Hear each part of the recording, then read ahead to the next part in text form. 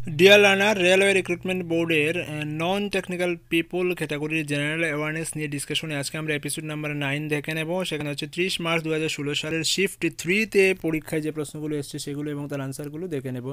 তো general awareness কিন্তু খুবই গুরুত্বপূর্ণ সেকশন, কারণ হচ্ছে কি রেলওয়ে রিক্রুটমেন্ট বোর্ডের টায়ার 1 এক্সামে 100টা প্রশ্ন হচ্ছে 90 মিনিট থাকছে। তার মধ্যে জেনারেল অ্যাওয়ারনেস থেকে কিন্তু 40টা প্রশ্ন হচ্ছে, ম্যাথমেটিক্স থেকে 30টা প্রশ্ন হচ্ছে, রিজনিং থেকে 30টা প্রশ্ন হচ্ছে। ম্যাথমেটিক্স এবং রিজনিং একটা নির্দিষ্ট প্যাটার্নে প্রশ্ন হয়, যেগুলো আমরা অবশ্যই দেখে নেব।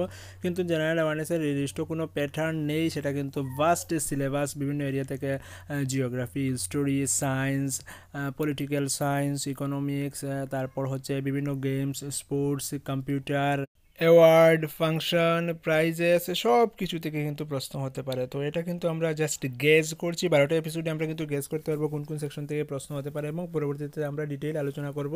সেখান থেকে কিন্তু আমরা অনায়াসেই পরীক্ষায় ভালো কিছু একটা করতে পারবো বলে আশা করছি।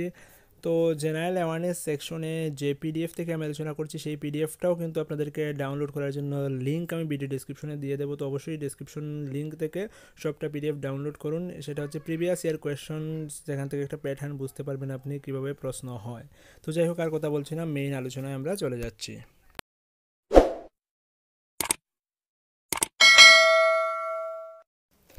প্রথম প্রশ্ন, first state to fully implement PMJDY, প্রধানমন্ত্রী জনধন যোজনা, সেটা হচ্ছে এই যে জিরো ব্যালেন্সে ব্যাঙ্ক অ্যাকাউন্ট ওপেন করা, সেটা কোন স্টেট বা কোন দুটো স্টেট প্রথম ইমপ্লিমেন্ট করতে পেরেছিল, ফুললি ইমপ্লিমেন্ট করতে পেরেছিল, সেটা হচ্ছে কেরালা এবং গোয়া।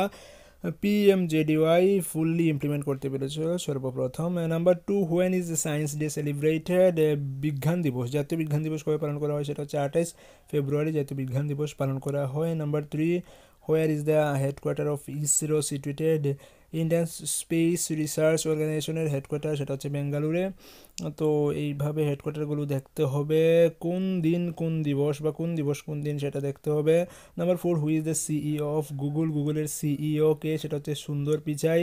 তো বুঝলাম যে মাল্টি ন্যাশনাল কোম্পানিগুলোর সিইওগুলো দেখতে হবে, যেমন গুগল রয়েছে, ইয়াহু রয়েছে, ফ্লিপকার্ট, আমাজন, এমন এমন কিছু কোম্পানি, স্যামসাং, নোকিয়া, এইসব কিছু কোম্পানি কিন্তু দেখে নিলে হয়ে যাবে, সেখান থেকে প্রশ্ন হতে পারে। নাম্বার 5 হচ্ছে paracetamol is analgesic, antipyretic or both, paracetamol একটা ওষুধ, সেটা কি বেদনানাশক নাকি জ্বররোধক নাকি দুটোই? তো প্যারাসিটামল কিন্তু জ্বররোধী, বেদনানাশক, দুটো হিসেবেই কাজ করে, as a analgesic, as a antipyretic. তো আনসারটা হচ্ছে paracetamol is both. Number 6, who is the first deputy prime minister, ভারতবর্ষের প্রথম উপপ্রধানমন্ত্রীকে? তো উপপ্রধানমন্ত্রী প্রথমবার ছিলেন Sardar Vallabhbhai Patel. Number 7, which country hosted the first Olympic games, Olympic খেলা শুরু হয়েছিল বা প্রথম কোথায় অলিম্পিক খেলার আয়োজন করা হয়েছিল, কোন দেশ আয়োজন করেছিল? তো সেটা আমরা জানি গ্রিসের এথেন্সে কিন্তু প্রথম অলিম্পিক খেলা হয়েছিল, তো সেটা হচ্ছে Greece, Athens. Number 8, Sachin first test match in 1989 against which country, Sachin 1989 সালে প্রথমবার টেস্ট ম্যাচ খেলেছিলেন কোন দলের বিরুদ্ধে? তো সেটা হচ্ছে পাকিস্তানের বিরুদ্ধে সচিন প্রথমবার 1989 সালে টেস্ট ম্যাচ খেলেছিলেন। Number 9, name the first bank in India, ভারতবর্ষের প্রথম ব্যাংকের নাম কি? সেটা হচ্ছে bank of Hindustan. Number 10, which country will host the 2023 cricket world cup, 2023 সালে ক্রিকেট বিশ্বকাপের আয়োজক দেশ কোনটি? সেটা হচ্ছে ভারতবর্ষ। তো বলে রাখি, সেই প্রশ্নগুলো কিন্তু আগের এপিসোডগুলোতে আলোচনা হয়েছে ক্রিকেট বিশ্বকাপ নিয়ে, কোন ধরনের খেলা হয়, কোন দেশ কোন সময় আয়োজন করবে বা করেছিল সেটা। তো সেটা হচ্ছে এপিসোড নাম্বার 7 দেখলে বা 6 দেখলে পেয়ে যাবেন সেখানে। যাই হোক, তো 2023 ইন্ডিয়া আয়োজন করছে, এই বছর বিশ্বকাপ খেলার আয়োজন করছে ইংল্যান্ড এবং ওয়েলস। 2019 বিশ্বকাপ হচ্ছে ইংল্যান্ড এবং ওয়েলস, খেলাটা শুরু হবে 30 মে, চলবে 14 জুলাই পর্যন্ত। Number 11, pick word one out, এখানে 4টা অপশন দেওয়া আছে, তার মধ্যে কোনটা অযুগ্ম? যেমন monitor, keyboard, mouse, web cam. তো monitor, keyboard, mouse, web cam, এর মধ্যে ওয়েব ক্যামটা কিন্তু অড, কেননা মনিটর, কিবোর্ড, মাউস সবটাই কম্পিউটারের অংশ, কিন্তু ওয়েব ক্যাম কম্পিউটারের কোনো অংশ নয়, সেটা আলাদা জিনিস। Number 12, after 9/11 attack, World Trade Center is renamed as World Trade Center এর নাম পরিবর্তন করা হয়েছিল 9/11 অ্যাটাকে, তারপরে সেটা কি নাম দেওয়া হয়েছিল, সেটার নাম দেওয়া হয়েছিল one world trade centre. Number 13, which movement was called off in Chauri Chaura in 1922? 1922 সালে চৌরি চৌরা ঘটনার পর কোন আন্দোলন করা হয়েছিল, সেটা হচ্ছে নন কোঅপারেশন মুভমেন্ট, অসহযোগ আন্দোলন করা হয়েছিল। Number 14, what is the meaning of the mission called Namami Ganga?